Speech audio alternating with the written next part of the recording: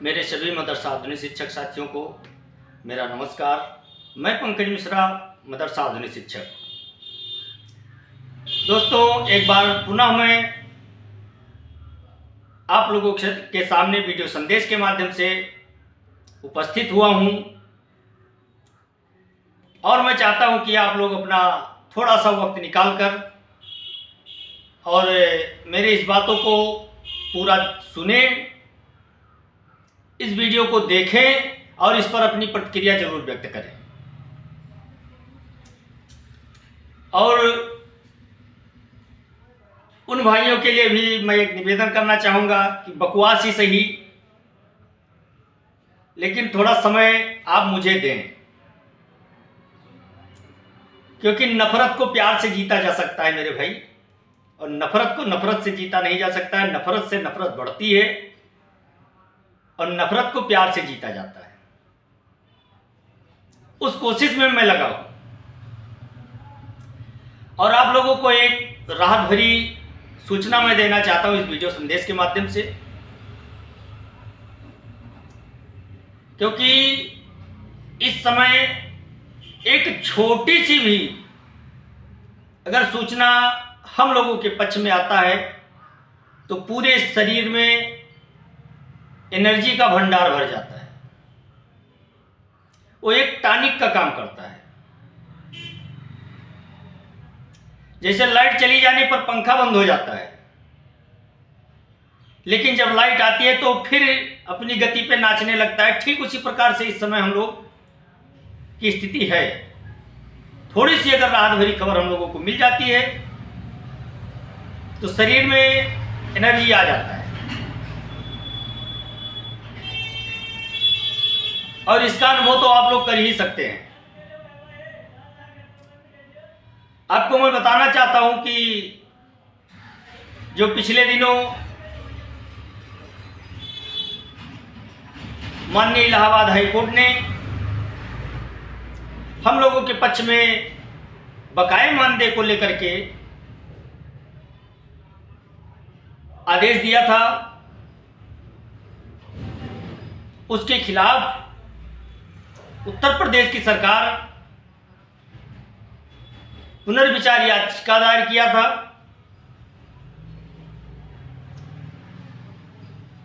तो इससे कुछ आशाएं हम लोगों की टूट गई थी कि हो सकता है कि हम लोग फिर बच गए हों, लेकिन जो कल खबर आई है उससे थोड़ी सी खुशी जरूर मिली है। लेकिन एक बात मैं आपको बता दूं कि ये अंतिम और पहला फैसला नहीं है। अभी सरकार के पास बहुत सारे कदम हैं। अगर वो पैसा नहीं देना चाहती है, कोई बहाना बनाना चाहती है, तो उसके सामने भी कई विकल्प हैं। अगर वो देना चाहती है तो इसी पर वो बैठ सकती है, आगे नहीं जाएगी। अगर देने का मनसा नहीं है तो इसके खिलाफ भी वो आगे जा सकती है। लेकिन जहां तक मुझे उम्मीद है कि सरकार को भी अब समझ लेना चाहिए कि डबल बेंच ने उनको फटकार लगाई है और ये कहा है कि आप 2 सप्ताह में केंद्र सरकार से आप सलाह मशविरा कर लें, बातचीत कर लें कि पैसा किसको देना है, किसको नहीं देना है। उसके बाद मैं अपना फैसला सुना दूंगा। ये माननीय इलाहाबाद हाई कोर्ट ने हम लोगों के पक्ष में सरकार को फटकार लगाई है और एक सुझाव दिया है।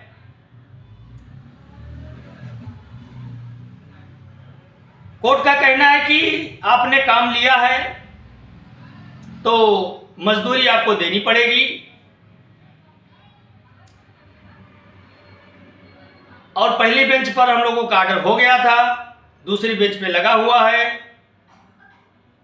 और एक उम्मीद की किरण दिख रही है। हालांकि कोर्ट के माध्यम से भी और पैरवी के माध्यम से भी, दोनों स्तर से हम लोग लगे हुए हैं। हम लोग सरकार से पैरवी भी कर रहे हैं और उधर कोर्ट का सहारा भी ले रहे हैं। दोनों तरफ से सरकार के ऊपर दबाव बन रहा है। और जैसा कि मैं पहले से कहता आ रहा हूं और हमारे प्रदेश अध्यक्ष सिकंदर बाबा ने भी आप लोगों से कहा है, आई मास प्रमुख राष्ट्रीय अध्यक्ष श्री एजाज अहमद साहब ने बकाया मानदेय को लेकर के उन्होंने भी कहा था कि आप लोगों का बकाया हम दिलवाएंगे। सिकंदर बाबा ने भी इस बात का जिक्र किया कि आप लोग परेशान ना हो, आप लोगों का बकाया दिलवाया जाएगा। और दोस्तों वो समय नज़दीक आ रहा धीरे धीरे करके कि हम लोगों का बकाया तो मिलना निश्चित है। ये तो मैं लगभग हर वीडियो में कहता आ रहा हूँ कि हम लोगों का तो बकाया मिलेगा, आज नहीं तो कल मिलेगा। समय लग रहा है लेकिन मिलेगा, ये पक्की बात है। क्योंकि कोई भी कोर्ट ये नहीं कहेगी कि आपने काम लिया है तो आप भुगतान ना करें, उसमें कोई दो राय नहीं है। हम लोगों का बकाया तो मिलेगा। लेकिन रही बात हम लोगों की स्कीम की, तो हो सकता है पहली तारीख या दूसरी तारीख को सुप्रीम कोर्ट में जो माननीय इलाहाबाद हाई कोर्ट ने मदरसा बोर्ड को खत्म करने का आदेश दिया है, उसी को लेकर के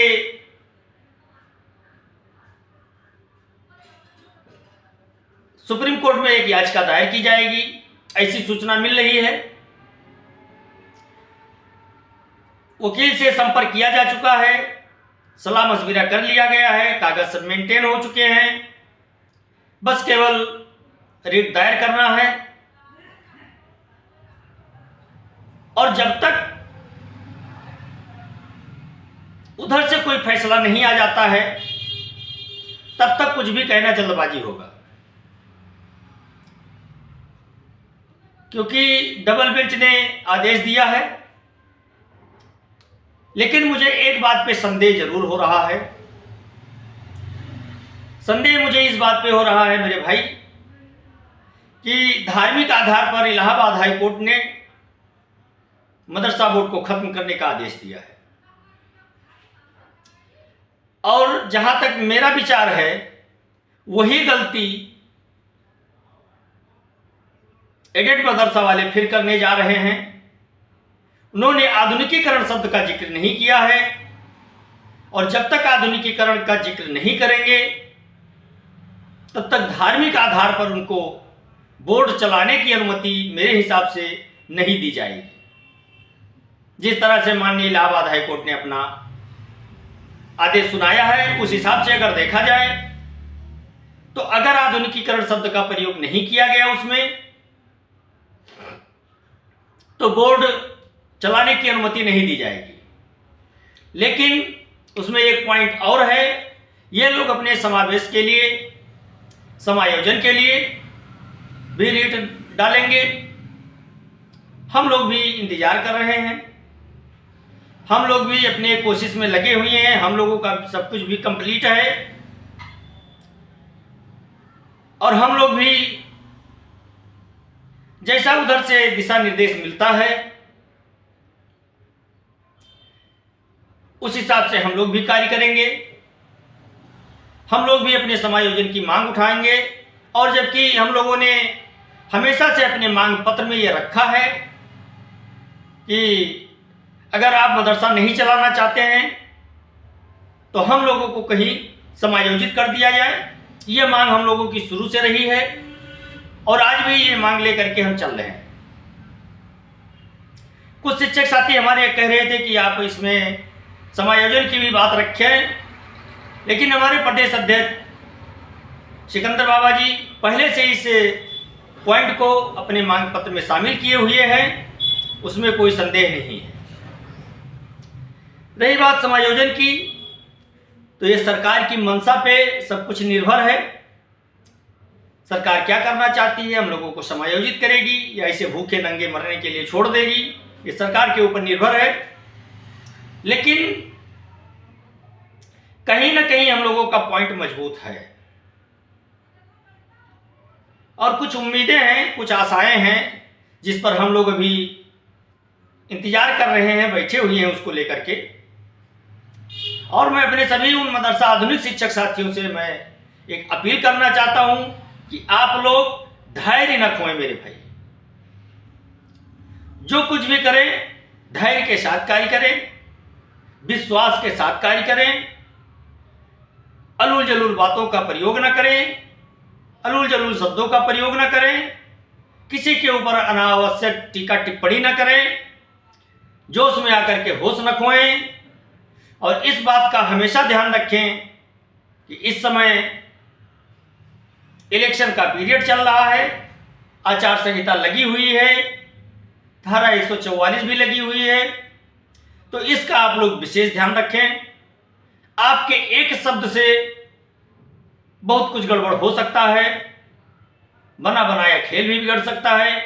इसलिए आप कहीं भी चौराहे पर, मोहल्ले में, गलियों में, बाजारों में, कहीं भी आप कोई भी बात करें तो अपने दायरे को समझ करके अपनी बात को रखें, अपनी बात करें और कोई ऐसी अनावश्यक टिप्पणी ना करें जिससे आपको या आपके परिवार को या आपके समाज को नुकसान उठाना पड़े। और एक चीज इतना याद रखना मेरे भाई, जब तक हम लोगों के शरीर में प्राण है, जब तक हिम्मत है, तब तक हम लोग आप लोगों की लड़ाई लड़ते रहेंगे, आखिरी दम तक लड़ेंगे। और मुझे उम्मीद है, मुझे आशा है कि हम लोगों की कोशिश बेकार नहीं जाएगी। हम लोग सफल होंगे अपने प्रयास में, अपने कोशिश में, अपने मकसद में और अपने लक्ष्य को पाने में। हम लोग बिल्कुल एकदम हम तो बिल्कुल आश्वस्त हैं, बिल्कुल एकदम निश्चिंत हैं कि हमारा लक्ष्य मिलेगा, क्योंकि हम लोग अपने लक्ष्य की प्राप्ति के लिए उसी रास्ते पर चल रहे हैं। रही बात, कुछ लोग अनावश्यक टिप्पणी करते हैं, तो उनको मैं यही कहना चाहता हूं कि मेरे भाई आप मेरा पूरा वीडियो देखें, और जिस दिन आप मेरा पूरा वीडियो देखेंगे उस दिन आप जो अनावश्यक टिप्पणी कर रहे हैं वो करना आप बंद कर देंगे, क्योंकि आप मेरा पूरा वीडियो देख नहीं पाते हैं और पूरा वीडियो देखते नहीं है और बीच का थोड़ा सा देख करके और उसके बाद टिप्पणी कर देते हैं। तो इसलिए आपसे मैं स्पेशल अपील कर रहा हूं मेरे भाई कि आप मेरे वीडियो को पूरा देखें, और जब पूरा देखेंगे तो आपको हमारी बात समझ में आएगी, और आधा अधूरा आप वीडियो देखेंगे तो आपको हमारी बात समझ नहीं आएगी, क्योंकि थोड़ी बात मैं शुरू में कहता हूं, थोड़ी बात मैं आखिरी में कहता हूं, थोड़ा बीच में भी कहता हूं, तो आप सोचते होंगे कि कौन सा देखें। तो इसलिए आप पूरा वीडियो देखें, और जब पूरा देखेंगे तो आपको पूरी बात समझ में आएगी। और जिस दिन आप पूरा वीडियो देख लिए, मुझे उम्मीद है, मुझे आशा है कि आप अनावश्यक टिप्पणी करना बंद कर देंगे। और एक चीज आपको मैं बता दे रहा हूं, हम लोगों के खुशहाली का समय आने वाला है, इतना मैं आपसे कहना चाहता हूं। और आप लोग भयभीत ना हो, विचलित ना हो, किसी के बातों में आकर के अनावश्यक माइंड पे प्रेशर न डालें, एक दूसरे को ढांढस बंधाएं। समय तो हम लोगों के विपरीत है ही है, उसमें कोई दो राय नहीं है, लेकिन परिस्थितियों से मुकाबला करने वाला ही असली खिलाड़ी होता है। जो विपरीत परिस्थितियों में लड़ करके और अपनी मंजिल पाता है, वही असली बाजीगर कहलाता है। कबीरदास जी ने कहा था कि करत करत अभ्यास के जड़मत हो तो सुजान, और असरी आवत जाति के सिल पर परत निशान। यानी बार बार प्रयास करने से, एक रस्सी को बराबर खींचने से उस सिलौटी पर अगर निशान बन सकता है, तो क्या हमारे प्रयास से हमारा लक्ष्य हमको नहीं मिल सकता है? मिलेगा, ये मुझे पूर्ण विश्वास है। मैं फुल कॉन्फिडेंस में हूं कि मुझे मेरी मंजिल मिलेगी। क्यों ना मेरा समायोजन किया जाए, या नया बोर्ड बना करके हमको उसमें रखा जाए, या किसी विभाग में समायोजित किया जाए, लेकिन हम लोगों को उम्मीद है, हम लोगों को आशा है कि हम लोग कहीं ना कहीं अपने खोए हुए सम्मान को पाने की जो जिद लगाए बैठे हुए हैं, उसी रास्ते पे हम लोग चल रहे हैं, और मंजिल हम लोगों को दिख रही है। बस समय है थोड़ा इंतजार का कि हम वहां तक कैसे पहुंच पाएं। मंजिल दिखना शुरू हुआ है, तो मंजिल अगर दिख रही है तो हम वहां जरूर पहुंच जाएंगे। रास्ता मिल गया है तो मंजिल भी ढूंढ लेंगे। ये आप लोग बिल्कुल निश्चिंत रहें मेरे भाई। और आप लोग से मैं विनती करना चाहता हूं कि आप लोग किसी के ऊपर टीका टिप्पणी गलत ना करें, प्रेम भाव से रहें, भाईचारा बना करके रहें, और जो कुछ भी होगा हम लोगों के लिए अच्छा होगा। हम लोग देखेंगे और हम लोग देख रहे हैं, हर परिस्थिति से हम लोग वाकिफ हैं और हर एक मूवमेंट पे हम लोगों की नज़र है। और हम लोग ये कोशिश कर रहे हैं कि आप तक वो सूचना पहुंचाते रहें जो सूचना हम लोगों को बराबर मिलती रहती है। उस सूचना को हम लोग आप तक पहुंचाने का प्रयास रोज करते हैं। इसी के संबंध में आज भी मैंने वीडियो बनाया है। और जहां तक अभी तक आपने झेला है मुझे, थोड़े दिन और झेल लीजिए मेरे भाई, उसके बाद तो खुशहाली आनी ही आनी है। आप लोग परेशान ना हो। आज के लिए बस इतना ही। नमस्कार, जय हिंद, जय भारत, भारत माता की जय।